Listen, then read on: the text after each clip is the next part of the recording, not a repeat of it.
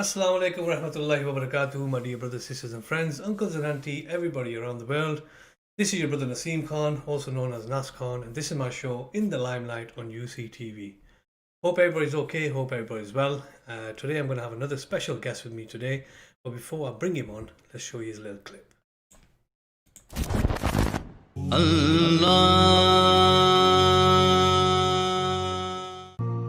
As the sun shines and rises in the east.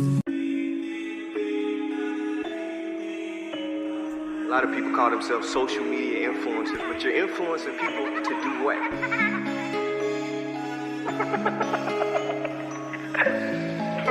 And so I'm fed up with you all fuckers.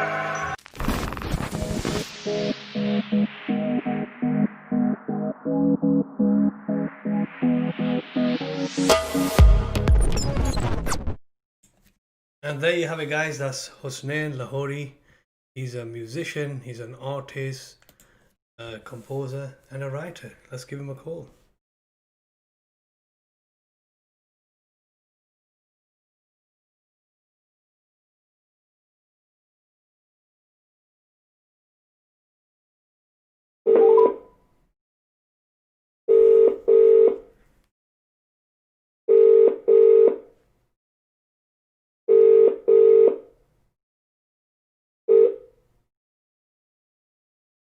Hello. Assalamu alaikum, Hussnain. It's your brother Nas. How are you? You're live on UCTV.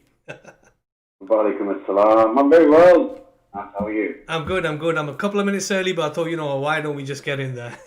How's it going? Why not?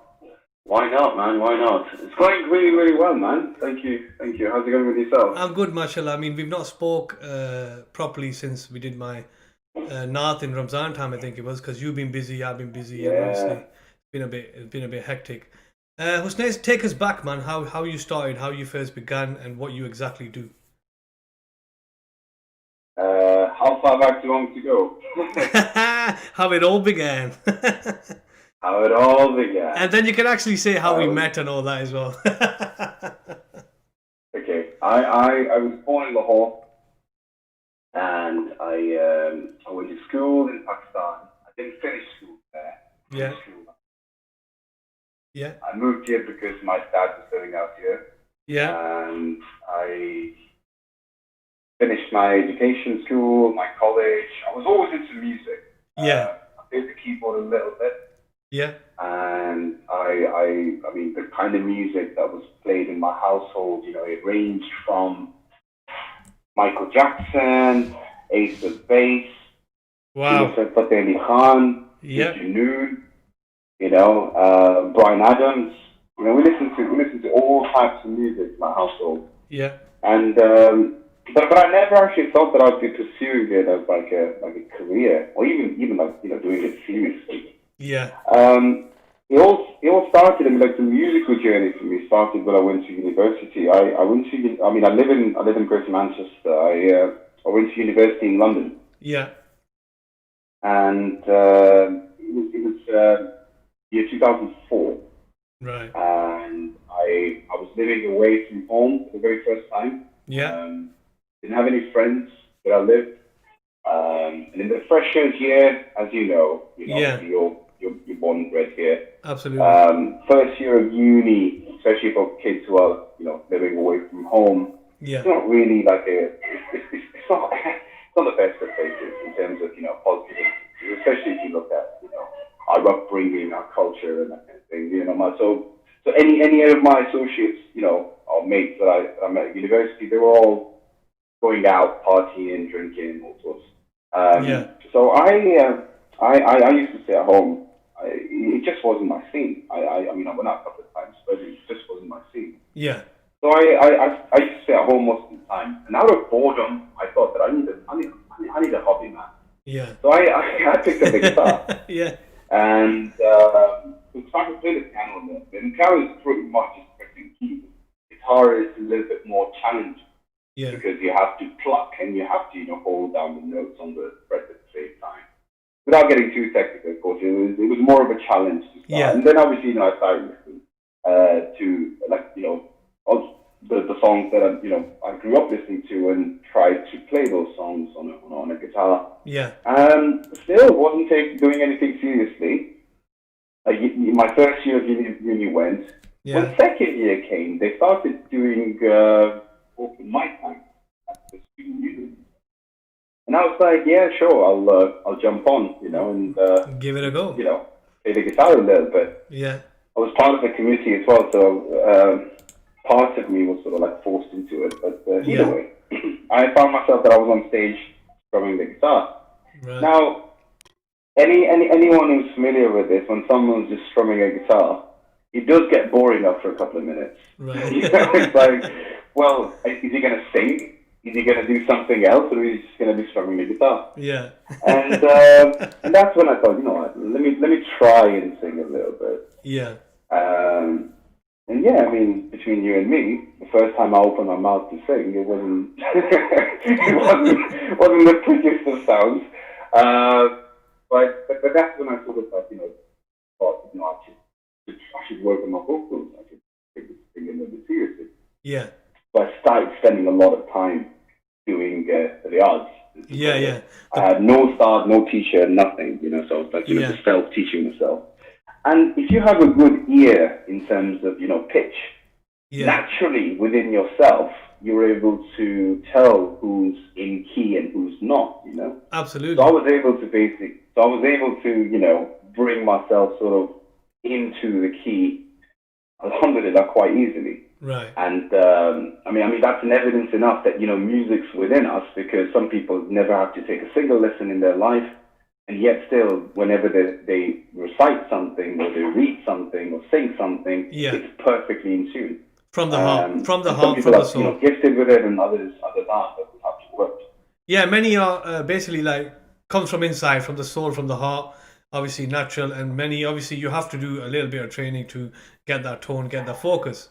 So that's how you basically started, and I think you done your journey from there. And then what was the next step? So the next step, you probably thought, right, I'm getting all right at this now. What do I need to do from here? Say that again. I didn't catch that. I said, so as you were learning and you taking the steps forward, obviously some of the music, some of the sounds that you do, some come naturally from inside, from the soul, from the heart. But obviously you have to 100%. Obviously you have to do a bit of riyaz to practice. So as you were doing this and you were going along, you think, you know what, this is kind of cool now. What was your next step? Right. Yeah. So then basically I started taking it a little bit seriously, and the next time I jumped on open mic night, I actually sang a little bit, and I played the guitar. Yeah. Wow. And the response that I got, singing for the very first time on a stage, it was phenomenal. It was like so much better than I expected. Yeah. And that ultimately gave me like a confidence boost to say, you know what, you can actually, do something with this should you choose to. But I was at university, and I was like, let me finish uni. Then we'll see. I finished my uni, and then I went straight into work. And I was working for a couple of years in London. Yeah. Got homesick, and I moved back to Greater Manchester. Yeah. Now, when I moved back, it wasn't planned. It was not like I had like another job waiting for me. Yeah. I just, handed my notice in, and I just moved back. When I moved back here, I didn't have a job, and that's where I thought to myself, again, out of boredom. It was just like, I think it was the way for the universe to keep bringing me back to music. Yeah. And that's when I really spent some serious time. The total period was about 11 months. Yeah. Within that period, I started, focusing more onto my singing, my guitar skills, my production. I picked up production, very, very basic. Yeah. But I could basically, produce something half decent to showcase, my music. Yeah, absolutely. And that's when I met a gentleman from Bradford called Hussnain Lahori. Oh, right, I know Hussnain Lahori, yeah. Yeah, and he was a singer. He was looking for another singer to form sort of like a band with, like a duo. Yeah. So we did that. We tried that for a couple of wasn't even years. I think it was just about a year. Yeah, it was about all we a did year, was yeah. Sufi music. Yeah, yeah. I remember that as well. Yeah, I remember I was at an event once and I first saw you guys there together, doing a solo. Yeah, I remember that. Long time ago that was. I know, man. I think you were rolling high at that time.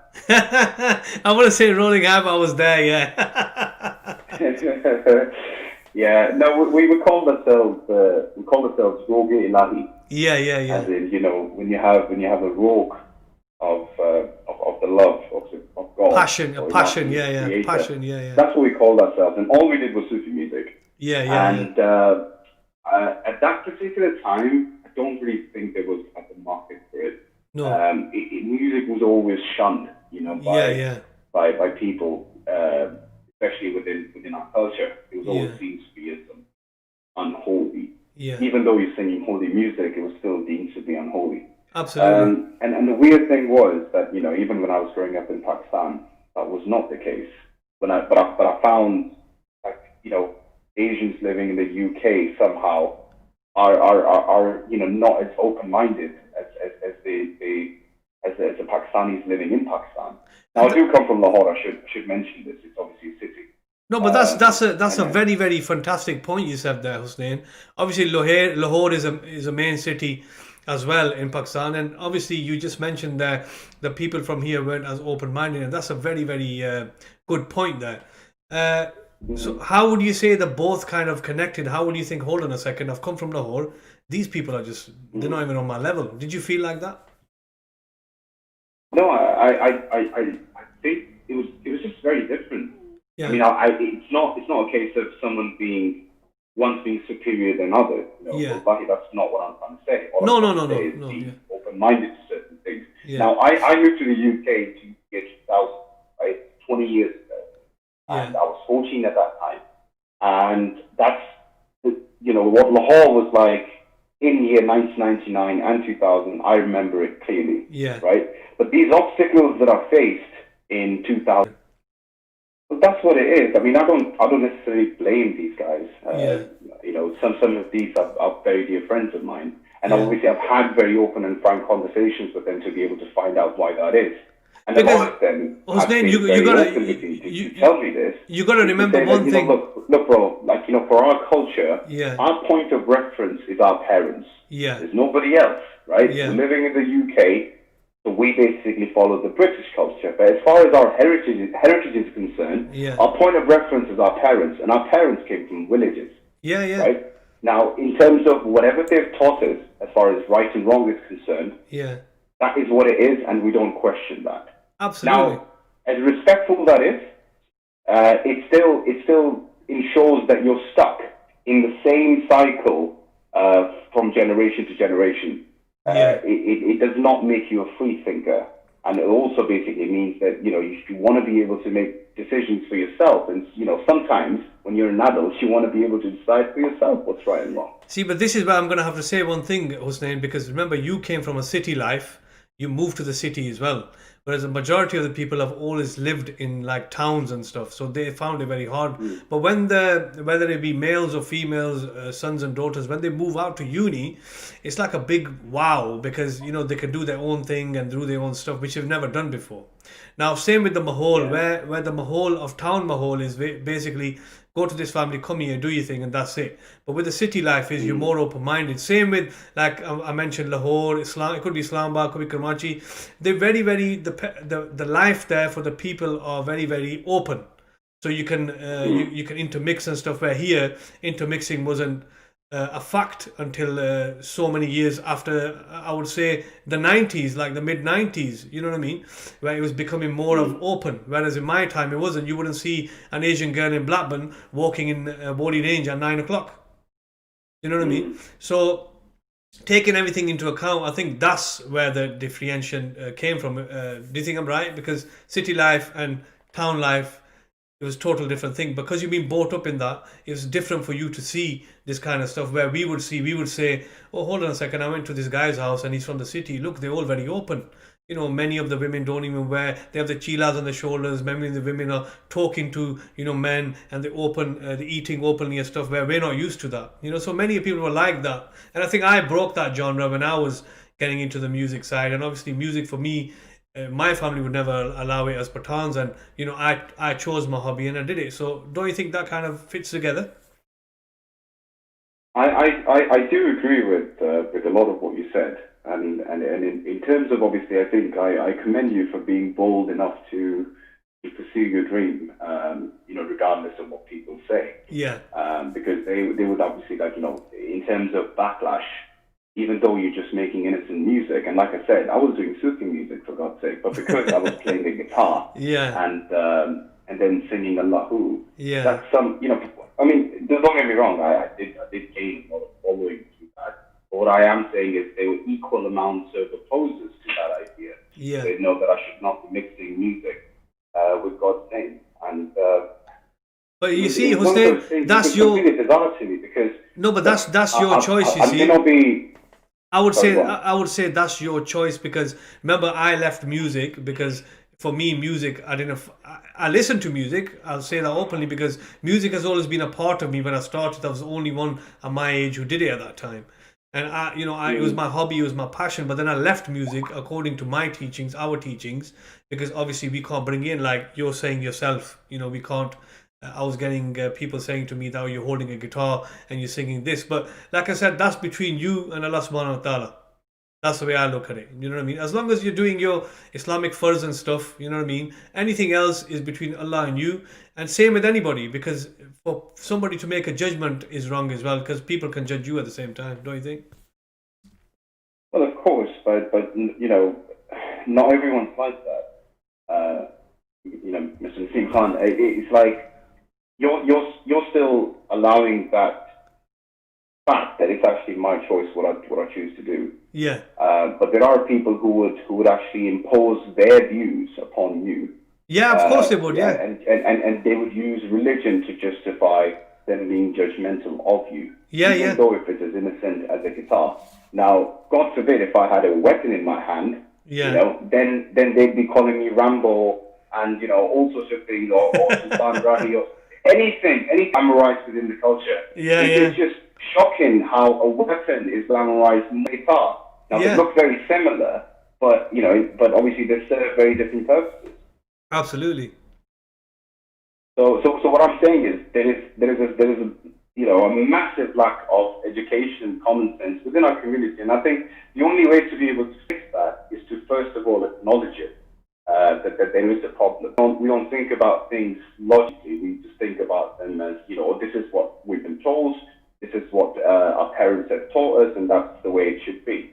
Now, obviously, me being a mission and a professional one at that, and a Muslim, I've of course done my own research within this topic, whether or not music is haram or not, right? Now, without getting too controversial onto this, I have personally not come across a single verse within the Quran which basically forbids music, or any instruments for that matter. Now, there are ahadith that are for music and against music, but that depends on the context. Look at that. Hussnain, you've touched on a different point there, bro. I think basically it forms down to the teachings and what following you do, what scholars you follow at the end of the day. Because remember, the Prophet ﷺ time, the only instrument that was used was a duff.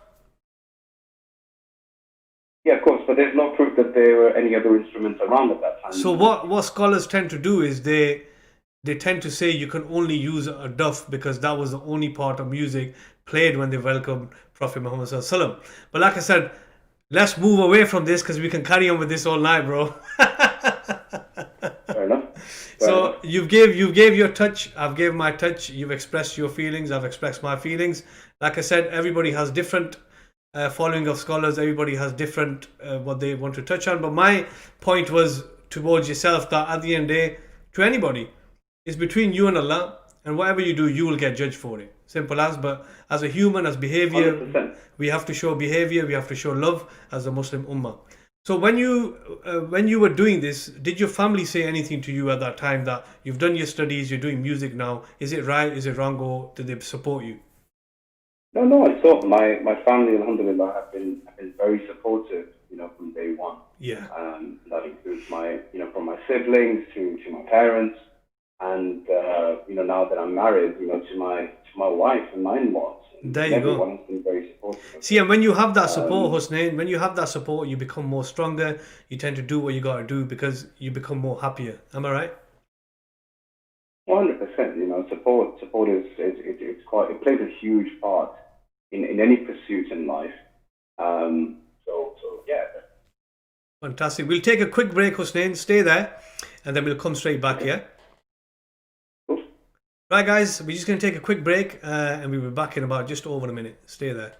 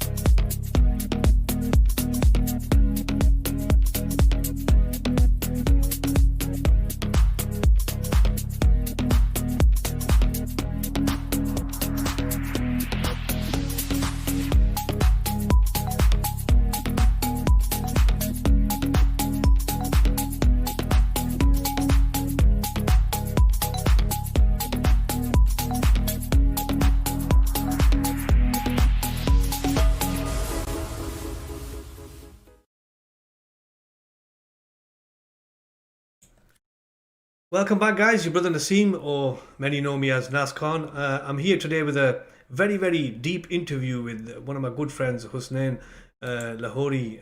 We go quite back, and obviously, with my shows, we always take the interviews to a next level. They don't usually mean what the art is about, but we always go off the topic. I mean, bring out good points. Assalamu alaikum, Hussnain. Welcome back, yeah. Walaikum assalam. Right, so moving on from that, Hussnain, obviously you did your uni, you chose when you were bored, you chose your hobby, you did what you had to do, you did your little band with this man. What happened after that? How did you progress to the next level? Well, as I mentioned, when I think we kind of got diverted from the topic a little bit. I received a lot of backlash for being a musician and singing like Sufi songs, even though Sufism has been a part of my life, from a very young age. Yeah. But obviously, that caused a lot of pressure, a lot of tension within the band. They kind of split, and we went down our routes of basically doing solo music. Yeah, and that's what I met my manager, Marcus. And this is year 2010. Yes, Marcus. Late. End of 2010. Yeah. No, Marcus, obviously, he. Those obviously don't know him. He's a very popular personality up north, and down south as well. A lot of people know him. He's a host. He's an entertainer. Yeah. He is a marketing expert, I would call him. Yeah. He's an event specialist. Yeah. He's a lot of things, and he's also an event talent manager. Yeah. Now he opened a lot of doors for me in terms of he got me a few gigs. Yeah. He introduced me to a few people. Yeah. And that's where I sort of started getting a lot of shows, a lot of attention. And I turned my focus to any type of music that I wanted to do. A lot of it was Pakistani pop. A lot of it was R&B. Yeah. Big chunk of it was still Sufi music. Yeah. But I just played the music that I wanted to play. Mind you, this was still a phase where I was just singing cover songs. I had never written a song of my own. Yeah. 2011, I wrote my first song. Marcus obviously launched Media M within that same period, and Media M became so big, and at that one time he was managing 6, 7 acts. Yeah. And of course, he's only one man. His attention got split. Yeah. And 2012, I decided to go my own way. Yeah. And released my first debut single independently. And it was around about that time that I met you as well. And I always referred to you as Mr. Nasty. Yeah, nasty.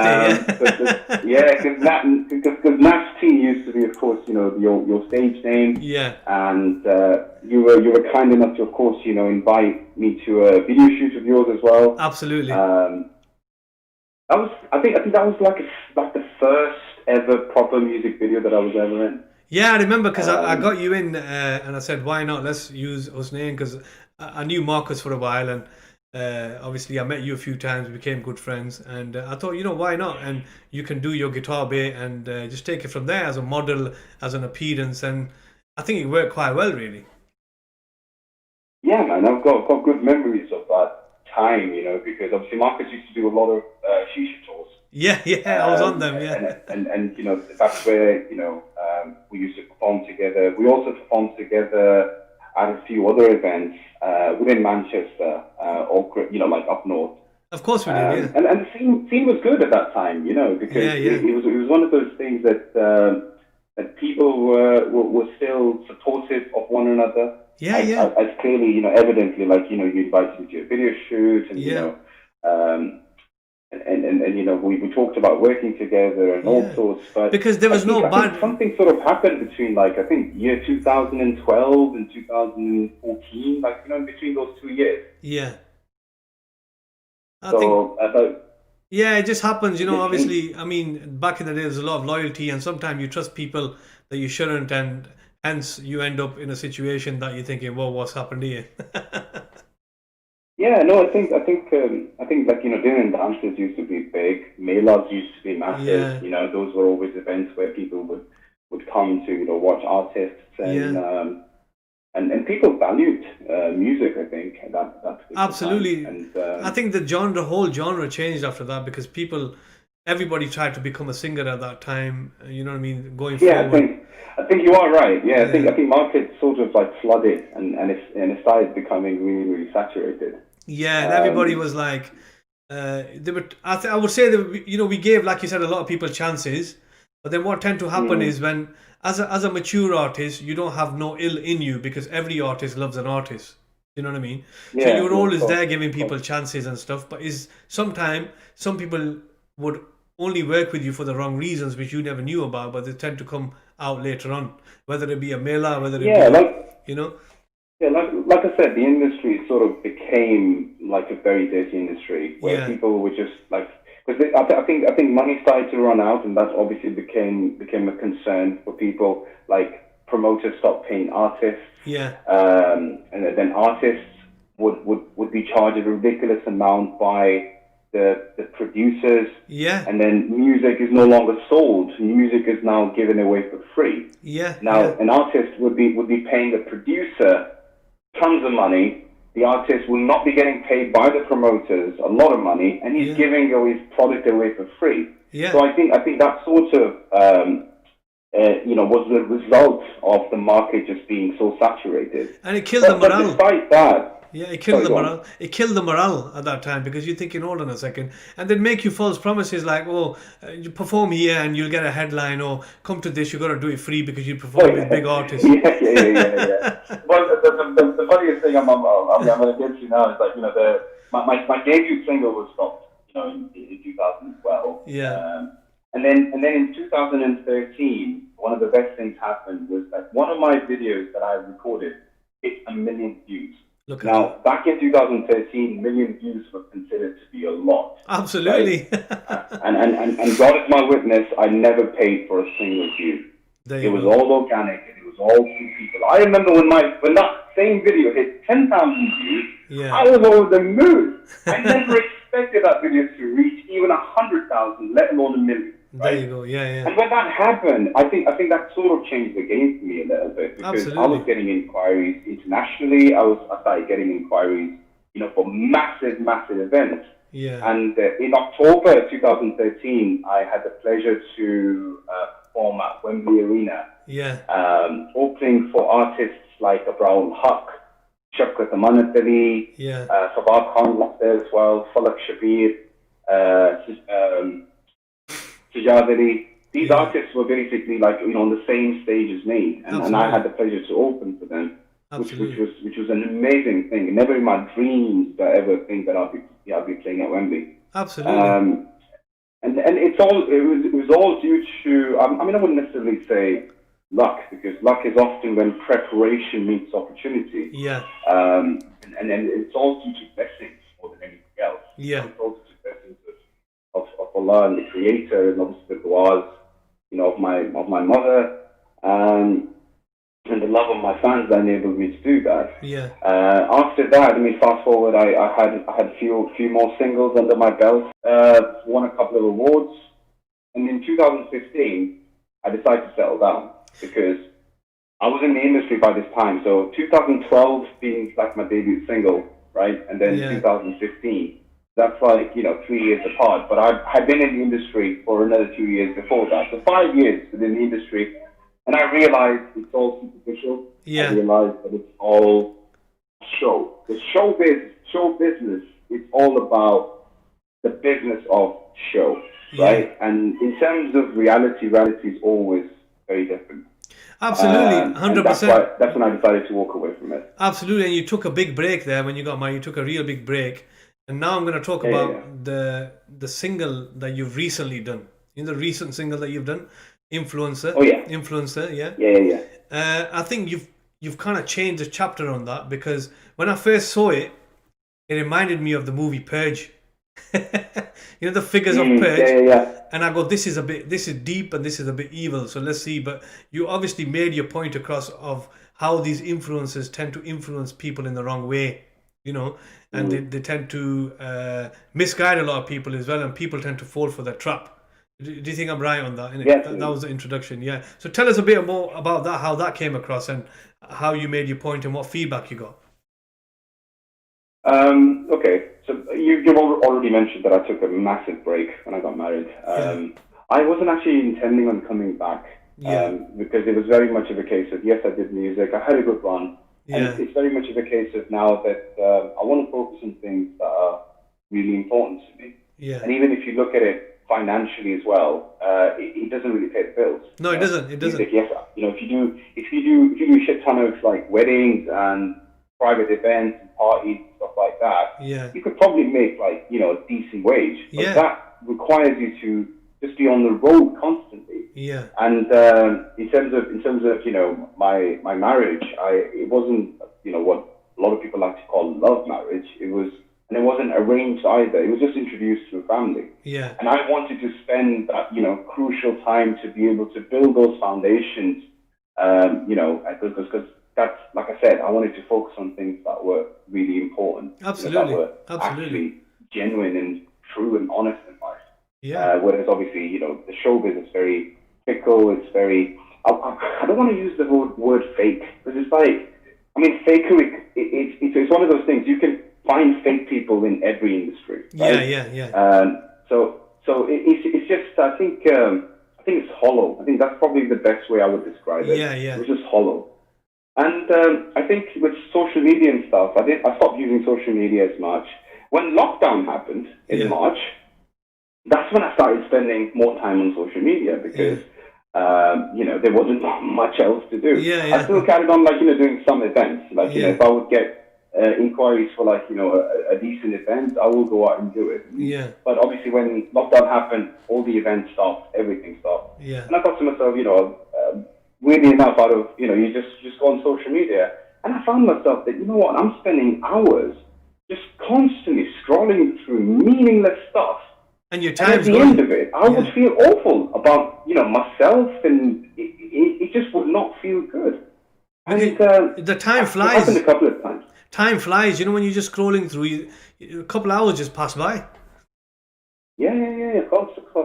It did used to happen before as well, but I don't think I've had that much time to actually analyze what was actually happening. Yeah. But obviously with lockdown and everything, I had the time to actually analyze what was happening. Yeah. And this is my take on it, right? I think that now on social media, everyone is constantly fighting for your attention. Oh, right? yeah. Now, your attention, because it's a service that you use for free, right? Yeah. Now, when you use something for free, chances are you are the product. Yeah. And obviously that was evident with Cambridge Analytica and, Brexit, and, how the data was being sold in Facebook. It was all up in the news and everything. And everyone already knew about it, and I knew about it. And I used that as a basis to say, well, we are essentially the product. Yeah. And with regards to selling them, who's selling what? Yeah. And it turned out a pattern emerged where it's constantly people that, have a bit of following. They are trying to increase their following. Yeah. And they would do that by any means necessary so that then they can use the platform to sell you things. Yeah. Now, those things, everyone has to make a living, and I have no objection to anyone in sales, because you have to make a living. That's absolutely fine. Yeah. But when you have a responsibility of holding a platform where you have the power to influence people, and if you're using that influence only to your financial gain and being completely irresponsible about everything else that comes with it, that's a problem. There's a problem there. Yeah, yeah. Now, that problem is evident when you look at mental health going up, when you look at people having really, really low self-esteem, when you have teenagers who are thinking about committing suicide. Absolutely, when you have... Absolutely. So it's very much like social media. I just saw it as a race, and where one influencer is competing with another influencer. Now, when I say influencer, right, it means anyone who has a bit of a following, who has the power to influence someone. You don't have to call yourself an influencer. You could be a blogger. You could be a blogger. There are many names, right? You could be an entertainer. Some people like to call themselves public figures. You could be a singer. You could be a producer. You could be a presenter. You could be anybody, right? As long as you have that platform and you're using that platform to portray your most perfect life to people and not being real with them, there's a problem there, because that's how people are perceiving your life to be, and essentially they're going to feel really crap about their own lives. And you know what they say, Hussnain, derogatory sells. That's what they're trying to do. They're trying to sell the fake stuff, and then at the end of it, it's not really them. Well, of course it's not. And I think anyone who's been in that situation can tell you, that yes, I had a bit of following, and at the end of the day, Mr. Nasty, you had a following. Absolutely, and we all used our following to promote our music. But at the same time, we were being responsible with it. We made sure that we don't produce content that makes people feel bad about themselves. Absolutely, yeah. There's all positive messages all the time. But now, unfortunately, there's no filter. There's no filter. Everyone's doing whatever they feel like doing. I'll give you an example, right? Now, on one of these pages, or maybe it was just because it was trending, because it received a really high engagement, the way, like social media algorithms work, a video pops up on my screen. Right. And there's basically a couple who sat down, play fighting with each other while the camera was rolling. Right. And of course, it's one of those things that I personally looked at and that shouldn't have thought much of it. But now imagine, I just think to myself, I have some single friends. My wife has some single friends. And these are people who are like in their 30s, late 30s, who are struggling to get married. Now, if someone sees that, how are they going to feel about their own life? Absolutely. It's obviously going to make them think, you know what, my life is absolutely meaningless, it's pointless.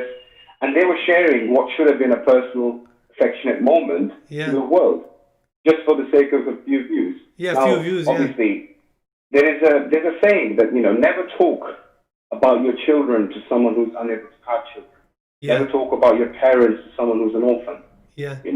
And that's all to do with kindness. It's not to do with anything else.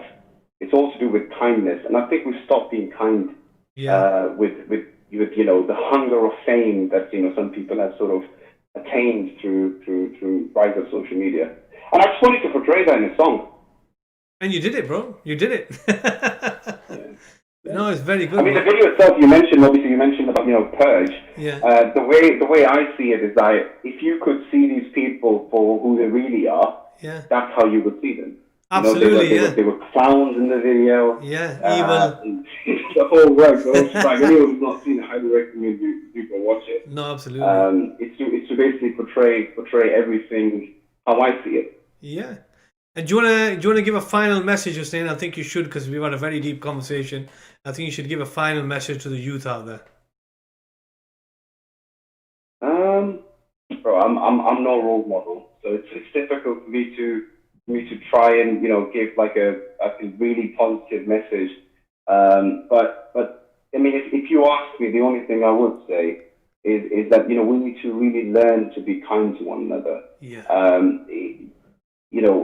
There's a lot of unity in a lot of other communities. Yeah. But when I look at our own community, it's divided into so many different sects, so many different beliefs, so many different caste systems. We find so many reasons to be able to divide each other. Yeah. When we forget that together we rise, divided we fall. Yeah. Yeah. And the reason for our fall is because we're so divided. Absolutely. And obviously, this is obviously more of a spiritual or a Sufi message. Yeah. Quite, different to obviously all the stuff that we've been talking about. I really wish we had more time to talk. I know. But of course, that's probably all I'd say. Well, Jazakallah for your time, Hussein. I'm definitely going to get you, once this COVID is done, get you in the studio. We'll do a part 2 on this. And I think we can give a good message out to everybody. So Jazakallah for your time, for joining me on UCTV. Thank you, man. Love, bro. Take care. You too. Allah Hafiz. Allah Hafiz. Allah Hafiz. And there you go, guys. What a deep interview with Hussnain Lahori from Manchester, one of my good friends. He was a Sufi singer, then he's a singer, then he's a producer, family man at the same time. And he's given a very, very deep message off the record in regards to the music, in regards to people of today, in regards to influence, in regards to how people just live, want to portray their fake lives and want to show their lives to people just for a bit of following. There's no kindness left. So let's take a time to think on that. What we can do, how we can better ourselves. Have a good night, guys. Catch up soon.